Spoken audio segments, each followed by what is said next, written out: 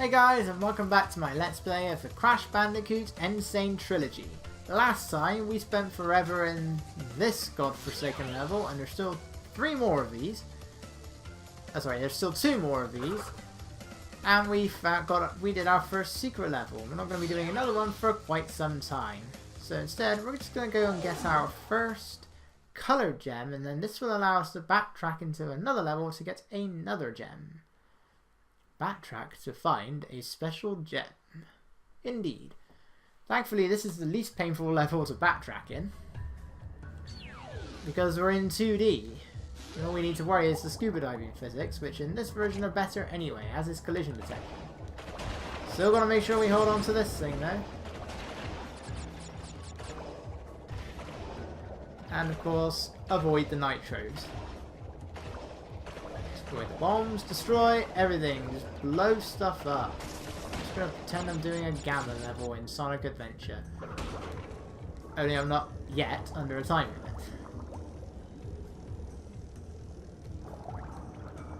Even then, the timer goes up, not down in this game. It seems to look like freaking dragons in this version. I have never seen a Mori eel that looks like that. Because Mario would say, and Mario teaches typing too. And in actuality, I don't know how, I can't work out what it is he's saying. I know it's the lyrics to an actual song. Like, when the moon hits you wine like a big pizza pie, that's amore. When an eel lunges out, something, I don't know the words, that's amore. Get it? Amore eel? I said a fun. And that's Unagi for you. But anyway, this is not Mario Teaches Typing 2. And I do not know the lyrics to the actual song. I can't even make out the first line. When the moon, something, something. Like a big pizza pie. Right, I'm terrible at timing these, and they do suck you in.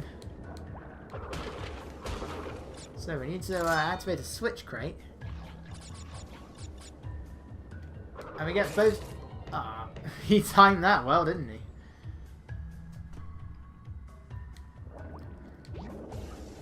We get both gems on the pathway as well. These guys look terrified when they blow up in this version. They're like, oh, oh, oh.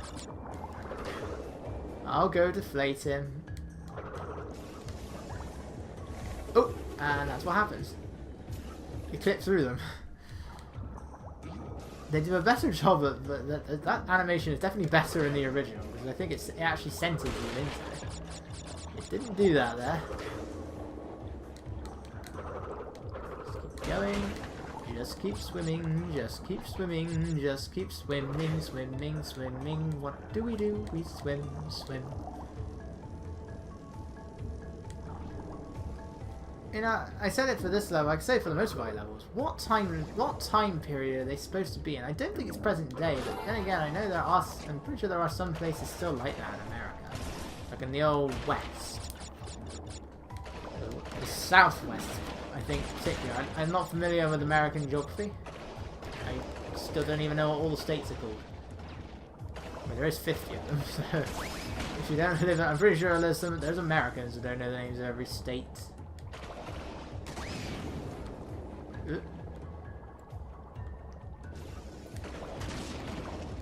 Movement isn't fantastic on this thing. Okay, we're fine. We're fine. So that's there. But now we need to backtrack, and at least I was able to show off that the thing has a dash just once. Though I have absolutely no idea what that thing is actually called. I shall therefore dub it as your underwater vehicle. Because I know those sort of things, I don't think they look like that, but I know similar looking things do exist. Some divers use them. Divers and snorkelers will use them to keep up with fast moving animals like dolphins, big sharks or something.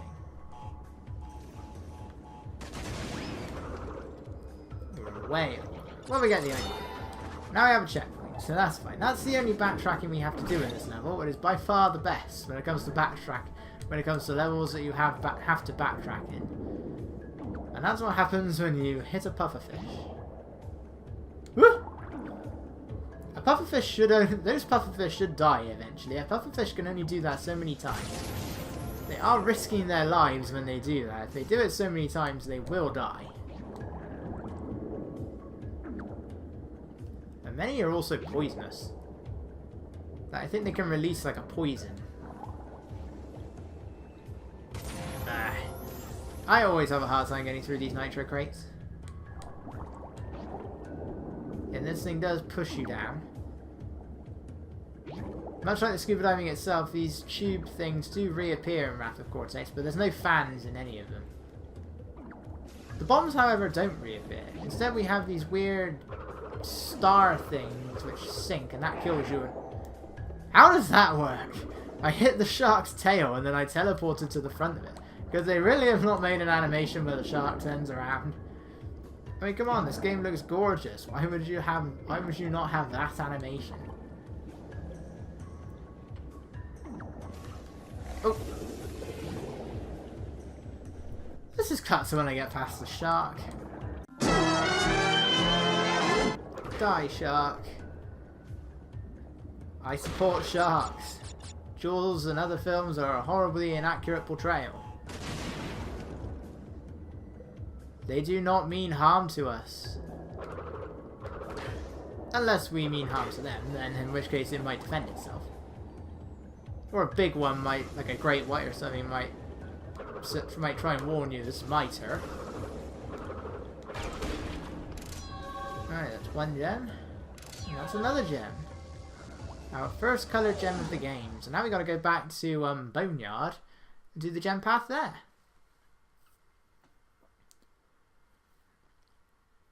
But yeah, sharks are fine. I've dived with sharks. Got surrounded by them. Mostly reef sharks. There was a bull shark at one point. Sharks are fine. What was Aku Aku doing there? It's like he went really far forward and then he suddenly teleported back.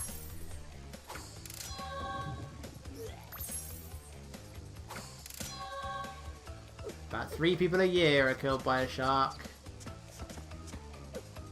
100 million sharks a year are killed by people for a bloody soup. A soup that adds no flavour to... Their fins go into the soup and it adds no flavour whatsoever. It's just for a texture. So, you pesky little rats aren't going to back off, eh? Just you continue to gather crystals and see what I do. Now, I'm not entirely sure, but I think in the original you had to be in the actual chamber for those things to for them to appear. I'm not sure if that was the case in the original Crash 3. It clearly isn't here. I know Wrath of Cortex you have to. It will only be in their levels. Now, I said previously that I would explain why I don't like the double jump in this game. I didn't explain that at all in the previous part because I never had to. Well, let's wait until this thing stops chasing me. And there we go, that's the double jump. The thing about the double jump in this game is that it only works when Crash is ascending. It's not quite so bad here, but it was really, really annoying in the original version. In fact, in the original version of Crash Warped, the double jump was practically non-existent. Not only did you have to do it like halfway through Crash's ascent, like there I can do it just as Crash is about to stop, but in the original you pretty much had to do it like that. So whilst Crash was still going up, and that was, you would be lucky if it would work at all. The double jump in the original Crash 3 is so unresponsive. If I press the button once while Crash is ascending, he won't do it. If I mash the button while Crash is ascending, he won't do it. It just doesn't work. And that's just why I hate the double jump in Crash 3 so much, and I really should have gotten that checkpoint over there. This, oh well. Then we have this anyway. Iron checkpoints.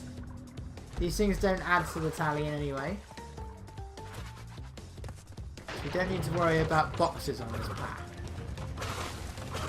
You've already gotten the gem, so you don't need to worry. Ooh. And these are the things I was talking about. These Firstly, again, these are lava pits, so you pretty much require us to double jump over, but you can't see them coming, you can barely see them coming anyway. But these jet streams of water, whoops, those streams of water can actually cause you to outrun the camera. That's just what I hate about these levels. Like, it's just so easy to outrun the camera, especially when you can barely see what's coming, and at least this stuff like that. For some reason in the original, if Crash is doing that death animation and he lands back on the lava pit, I'm not even on the pit. I was clearly not on the pit there. And if he lands back on the lava pit, that was just stupid. He'll do the animation again, and it won't end until he does it like 4 times. Then the game will eventually fade to black. If he doesn't land back on the pit, it will then just fade to black. So I don't know why they decided to extend it. So I'm going to try and avoid these streams whenever necessary. Unless that happens, because it's on a slope. These levels are just unfairly difficult because of the camera. Like, why did they make the camera closer? And why would you put a jet stream right in front of the pit? You can call it a pit pool, I guess would be the more accurate term. Alright, fun fact, you can spin the pteranodons away. I did not know that. You do have to spin this grass though, otherwise it does pretty much stop you in place. You can still move forward, but very, very slowly. Yeah, I did not know you could do that.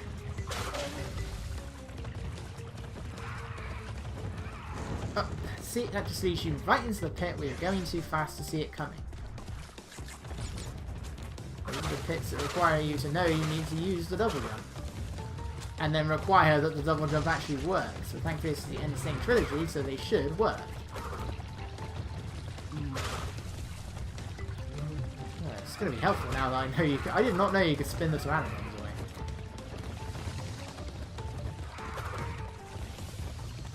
Ooh. It's the birdie boiler from the Lion King.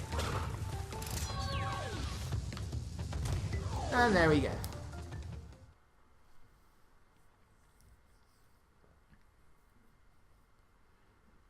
Yeah, I really hate the chase sequences in this game. We still got one more level where we have to do that, and we're going to have to go to that level twice. And the second visit will be much longer than the first.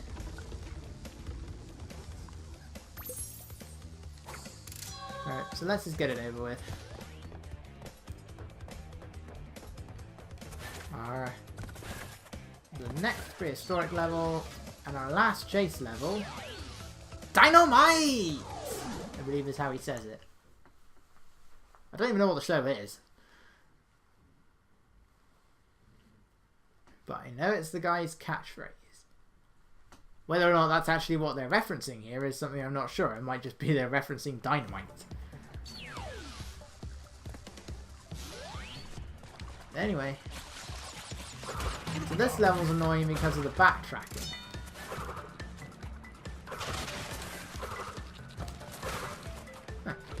Still do that there. And there is our very primitive Crash. In fish form, but he can still spin. Even though I thought that the reason that Crash got all of his abilities was because of the Evolvo Ray.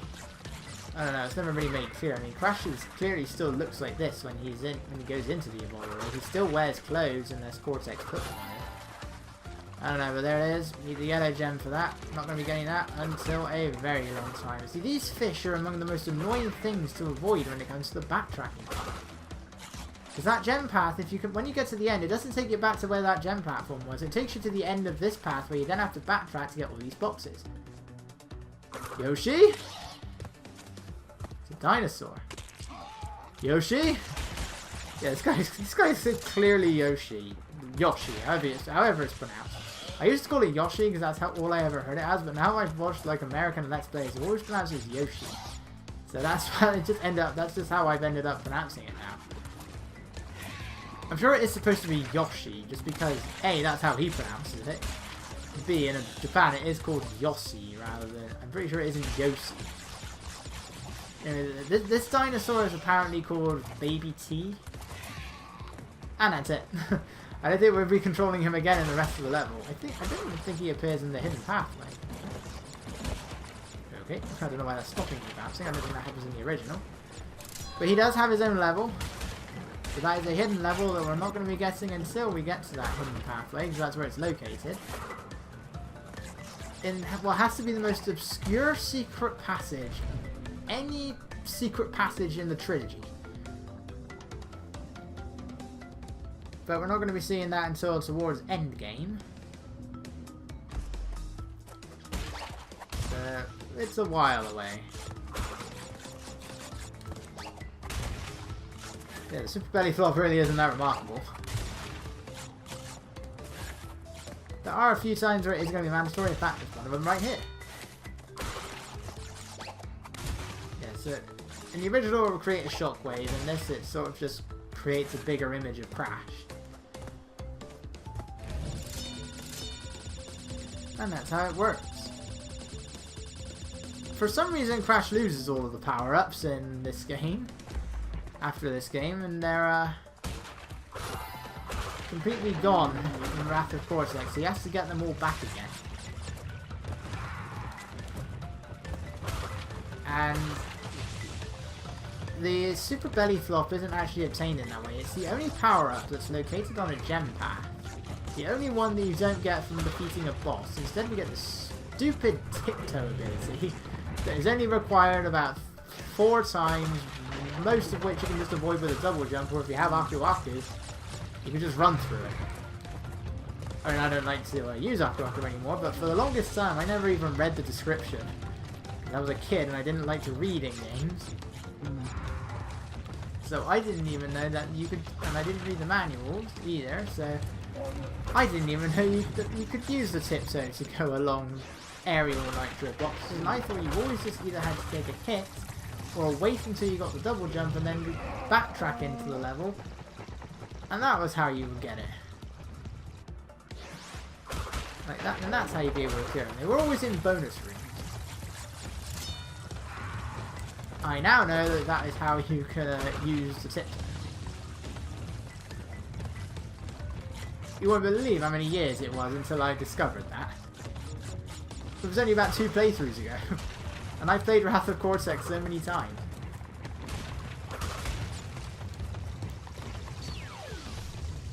Yeah, so it's going to be a while until we can get those remaining boxes.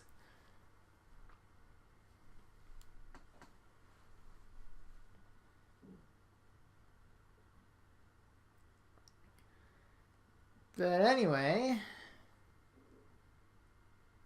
I mean, am I editing in this part? I forget now, but yeah, I am. I'm going to be doing quite a bit. We may as well just try and finish the chamber. What's left? It's the only one, isn't it? Did I do this one? No, I didn't. Alright, actually, you know, we're going to call it quits here. So we still have 2 more levels left in the 3rd chamber. You don't have to backtrack to any more levels for now. So I will see you guys